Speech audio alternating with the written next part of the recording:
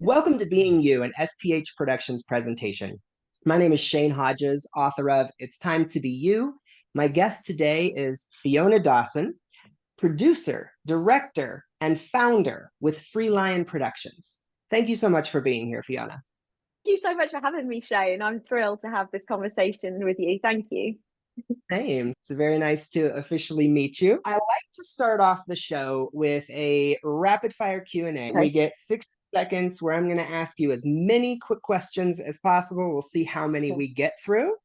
Okay. Are you ready? I'm ready. All right. An actor you'd like to direct? Oh gosh, I do documentaries, so my friends. Excellent. Your favorite childhood movie? The Little Mermaid. Lovely. A celebrity you would like to meet? Oprah. Guilty pleasure? I can't say it. Okay. Who inspires you? Oh my gosh, there are so many people. Who inspires me? Oh, Cory Booker. Yeah. Favorite piece of clothing? Shoes, like a pair of my leopard print Louboutin shoes. Oh yes. Okay. Summer or winter? Summer. Boston or London? Austin. Okay. Well, that was 60 seconds. We got through 8 questions. Okay. Very nice. Well, the first segment of our show is called You Do You. And this is where we get into aspects of what it is you do. I already said you are a director, producer, and the founder of Free Lion Productions. Can you tell us a little bit about what that is and how it came about? Sure. So I'll tell you, my overarching mission, as it were, is I provide education, advocacy, and economic accessibility for the LGBTQIA 2S+ community. So it's kind of like an umbrella, of course. I do that through 2 different ways. Like I have my company, Free Lion, my lovely lion tattoo here. That. Lion Productions. Beautiful. I also work for the Austin LGBT Chamber of Commerce. So I've got my own business, which is classified as a small business, but I like to call it a growing empire. We create multimedia content using storytelling, film, animation. I've authored 2 books and I'm a speaker and an educator. And it's with a specific expertise helping people understand the spectrum of gender and sexuality. So to that end, I have an unscripted TV series that I conceived in my mind many years ago and have kept putting it down the path. And we finally got picked up for distribution in November with Austin PBS. And then my goal is to eventually get picked up by a Netflix or the like, and then start beating Queer Eye at the Emmys. Tell everybody the name of your show. Thank you. So the show is called Out With Fiona. And it's positive stories of kindness and courage from the LGBTQIA 2S+ community. Essentially, it's a version of my books and a version of the podcast that I have, and it's explaining the spectrum of gender and sexuality, but with humor and ease. I really want to address very direct questions people have that they're too afraid to ask. And so I'm like the Auntie Fiona, the female bisexuals that helps bring families together and understand each other and uplift joy and love and empathy and, try and get all of this negativity out of our world. You did mention, in addition to your show and Free Lion Productions, you also have 2 books you have published.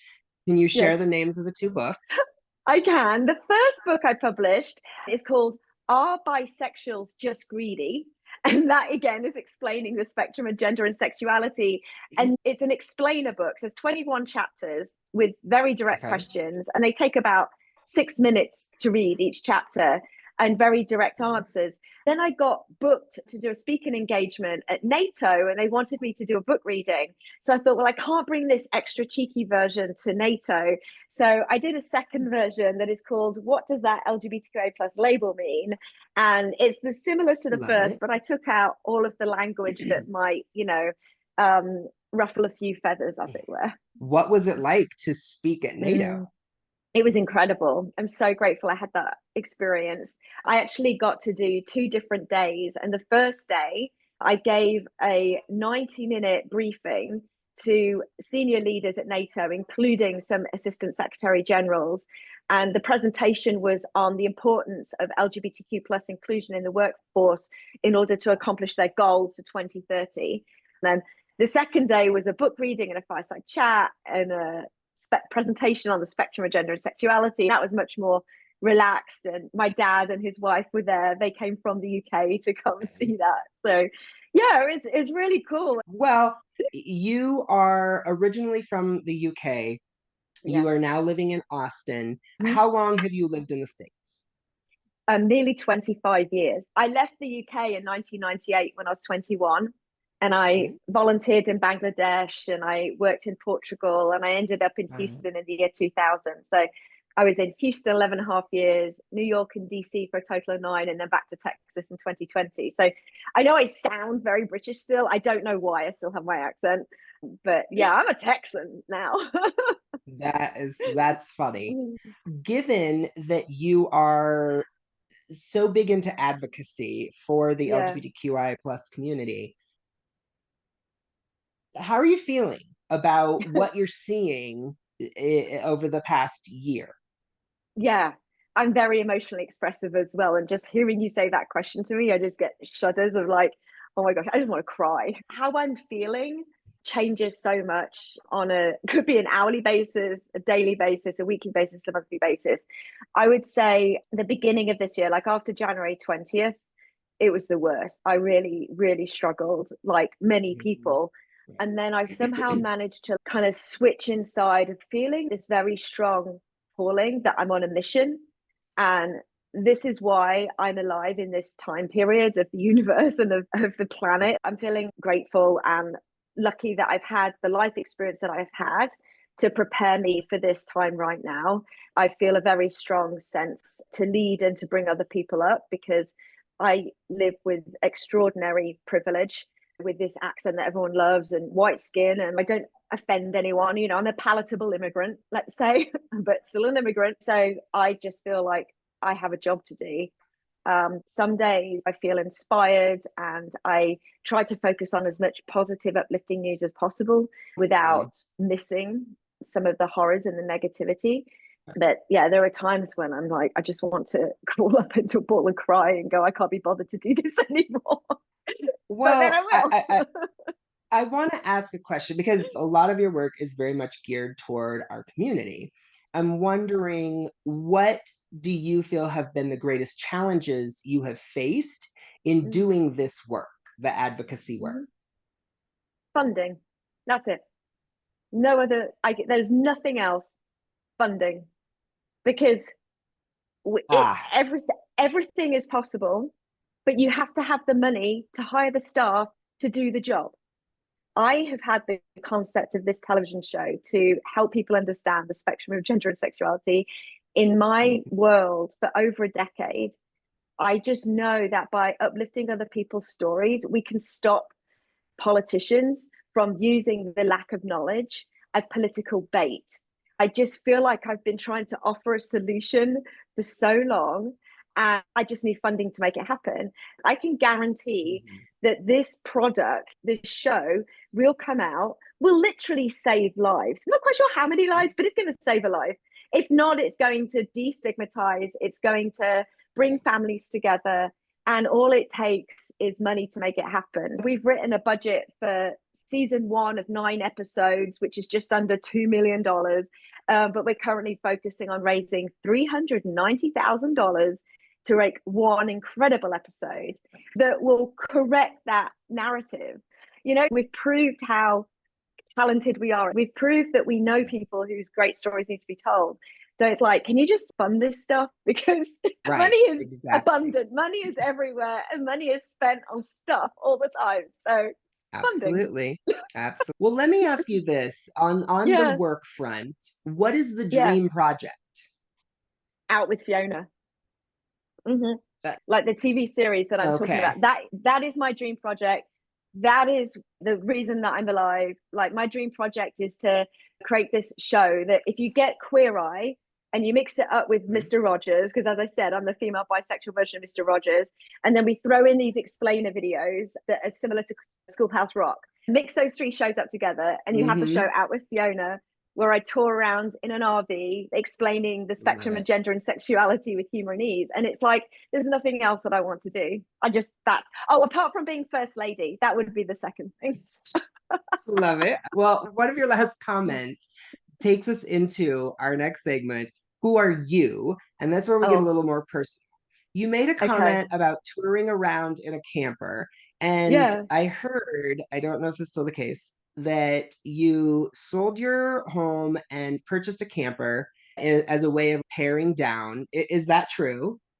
It's true, other than that, I didn't have a home to sell. I've never owned a home. Okay. I rented.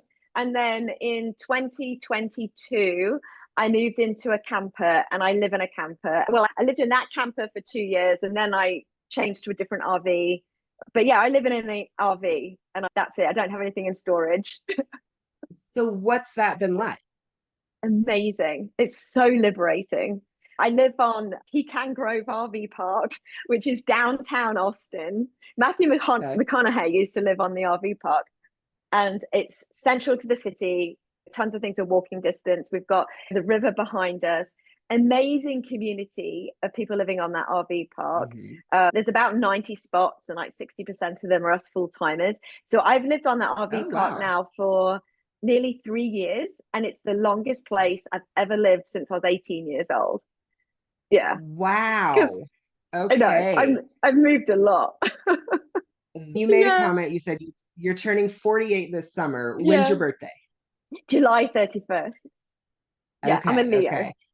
I'm turning I 49 in June. So, Congratulations. Congratulations. yes, I love thank this you. age. Are you enjoying it? I love this age. Yeah, I'm happy Yeah. with who I am, and Yeah. I'm at a place where I am comfortable with who I am, and life is pretty Good. good. So, outside of writing, producing, and putting together the show and the books, what do you Yeah. do with your spare time? What do you do for fun? I have some amazing friends and I just love being able to just hang out with friends. This past weekend, two of my best friends, a gay couple who own a medieval festival called Sherwood Forest Fair, Brian and George, we've been friends for over 2 decades. And so they started Sherwood Forest Fair about 15 years ago. It's all set in like the 1600s. So I went Mhm. out for the weekend and I love to get dressed up in garb. I've got this leather dress and then I've got another Uh-huh. ball gown. And Brian and George have built a castle on the property because everything is all the houses and the shops and everything is all 1600s. So I get to sleep in the castle and get to just Nice. run around the forest, hanging out and socializing with people. So I just have these little pockets where I just get away and do something random like that. I hope to go paddleboarding more this year. I didn't get to go last year, but I don't really have any other hobbies. Sometimes I feel like rather pathetic for saying that because I feel like I should have a better answer to what do I do for fun? But the truth is, I try to have fun in everything that I do and try not to Mhm. separate it. I was So gonna yeah, say when you enjoy what you do, it makes a huge difference. I yeah, can attest to that myself. Yeah. yeah. Well, as a Okay. bisexual, cisgender, 40 something female from the UK, now living in the state of Texas, how do you Yeah. feel about the direction that we are headed with regard to the LGBTQ plus community? One of the things that I remind myself every day is that everything is impermanent. You have to accept impermanence. When something's good, it's not going to stay. When something's bad, it's not going to stay. And in fact, those words, good and bad, Mhm. are words that we ascribe to situations because of how it feels and the experience of it. So I try to remind myself that, this time will pass as well. With my job at the chamber, we do three things. We engage, educate, and advocate. And that advocacy piece has us collaborating with other organizations and lobbyists and lawmakers to try and prevent Okay. bad bills or bills that are going to attack our community from passing. Mhm. So this year, we've got 209 bills that got put into the Texas legislature that essentially would attack the LGBTQIA2S plus community. Wow. Our Mhm. job is to work with lawmakers to dilute them as much as possible and block them and prevent them. We actually have a 96% failure rate. of these bills. And so oftentimes the number of the bills are used as scare tactics, but in the end, they actually don't pass. So how I feel like the direction, do I want to be living in this situation? Do I want anyone to be living in this situation? Absolutely not. But Right. I just have to, when I question why is this the case, then it has to be because we're about to emerge and be stronger and better and more educated than ever. As somebody who has been in this advocacy space for over 2 decades, looking back, I wish that we had done a lot better job of educating people on the spectrum of gender and sexuality, so that at this point, trans people can be attacked. It's basically attacking trans people and trans kids. Right. If we had done a better job of educating people, there would be less fear and people wouldn't be harnessing themselves onto this issue that really affects what barely 1 to 2% of our population. It makes me angry at the same time. I do not approve that the messaging has been fight hate. Because if you call someone a hater, how are you expecting them to come and build empathy with you? Like, if you want to create a world of equity, you need to promote love and you need to have conversations with people on their level without being patronizing or attacking. It's like most people want what's best for themselves and their country. And I think that we have to find those different points in a much kinder way.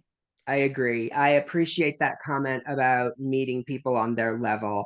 I will say a lack of or level of undereducation makes those conversations very difficult because those individuals are then easily manipulated to believe the immense amount of false information that is put out there. Correct. So that part is very challenging.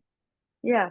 And just to add on to that, and that's true for people of all political orientations. Yes. This isn't just a Democrat versus Republican thing.